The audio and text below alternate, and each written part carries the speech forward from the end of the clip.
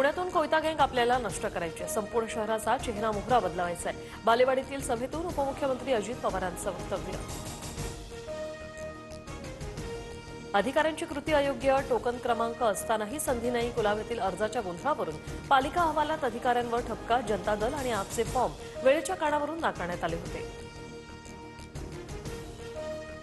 धुळ्यात गुरुद्वारातील गादीवर कोण बसणार यावरून वाद. गुरुद्वाराजवळच्या परिसरातील दगडफेकीनंतर पोलिसांकडून अश्रुधुराचा वापर. देशातील पहिली हायड्रोजन ट्रेन लवकरच लॉन्च होणार. ट्रेन आणि हायड्रोजन प्लांटची चाचणी सुरू.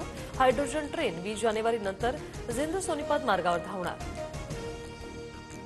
सोनं 1100 रुपयांनी महागली. सोनं 1,35,200 तोळा तर चांदी 2,35,000.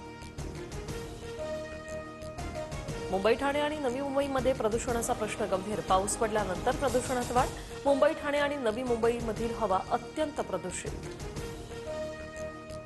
एक्सकडून आक्षेपार्ह अश्लील मजकूर काढून टाकणार. भारताने खडसावताच निर्णय. अशा लोकांची खाती कायमस्वरूपी निलंबित करण्याची घोषणा.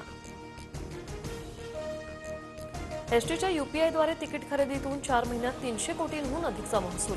सप्टेंबर ते डिसेंबर 2025 मध्ये महामंडळाच्या तिजोरीत मोठी भर.